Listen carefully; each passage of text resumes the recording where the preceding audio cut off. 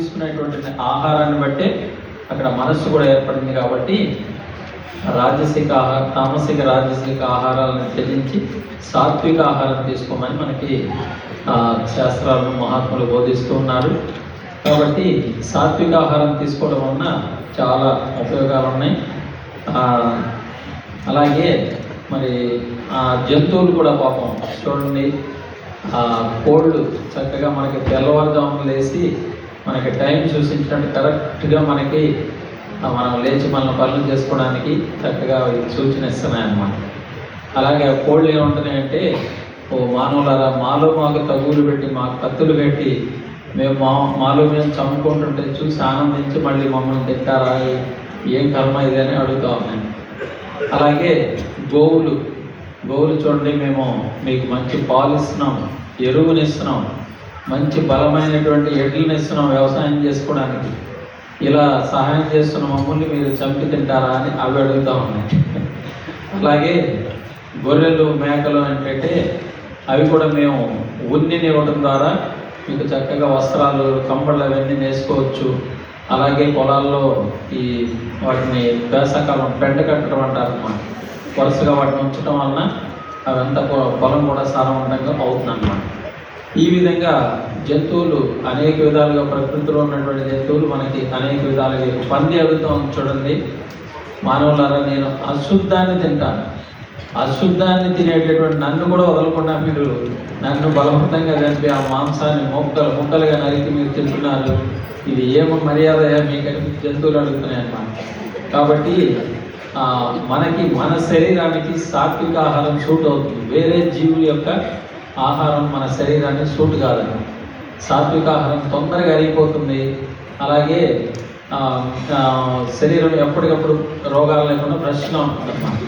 అదే మాంసాహారం తీసుకుంటే అది అరగడానికి చాలా టైం పడుతుంది, మళ్ళీ లోపల మళ్ళీ ఆహారం తీసుకుంటారు.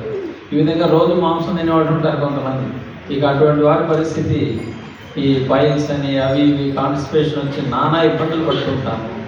కాబట్టి మనకి మా ఆశ్రమ పద్ధతిలో కూడా స్వాముల వారు గురు మంత్రాన్ని దీక్ష ఇచ్చినప్పుడు మొట్టమొదటి కండిషన్, ఎవరైతే మాంసం చేపలు గుడ్లు ఇవన్నీ తింటూ మానేస్తారో అటువంటి వారికే మంత్రం.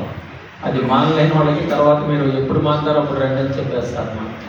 కాబట్టి తింటూ మానేసినట్లయితే కొన్ని అశ్వమేధ యాగాలు చేసినటువంటి పుణ్యం ఎంత ఉంటుందో అంత పుణ్యం వస్తుందన్నమాట. కాబట్టి సాత్విక ఆహారాన్ని తీసుకోమని. అహింస పరమో ధర్మ, పరమం అంటే గొప్పదైనటువంటిది అన్నమాట. అన్నిటికంటే గొప్పదాన్ని పరమం అన్నమాట.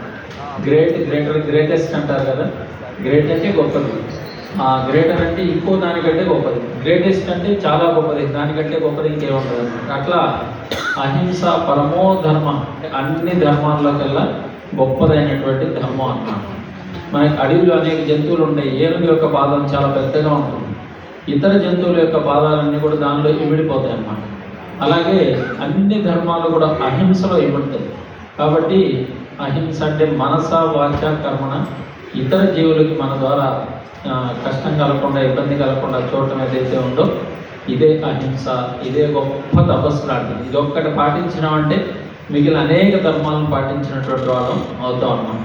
కాబట్టి మీరందరూ కూడా ఈ సాత్విక ఆహారం తీసుకుంటూ చక్కగా యోగ ధ్యానాలు చేసుకుంటూ మీ యొక్క జీవితాన్ని ధన్యం చేసుకొని మరి గొప్ప వారిని తరించుకోవాల్సిందిగా కోరుచున్నాము. మరి పత్రిజీ గారు మీకు చూపించిన మార్గదర్శకంలో అనేక మంది అహింస యాత్రలు చేస్తూ నేను కూడా చాలా చోట్ల చూశాను. చాలా టౌన్లో, పట్టణాల్లో కూడా బాగా అహింస గురించి యాత్రలు చేస్తూ ఉంటారు.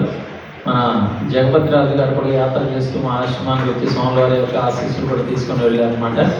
కాబట్టి ఈ విధంగా అహింస మార్గంలో నడుస్తూ మీ యొక్క జీవితాన్ని ధన్యం చేసుకోవాల్సిందిగా కోరుచున్నాము. ఇటువంటి అవకాశం ఇచ్చినటువంటి ఇక్కడ కార్యక్రమ నిర్వాహకులందరికీ హృదయపూర్వక ధన్యవాదాలు తెలియజేస్తున్నాం. ఓం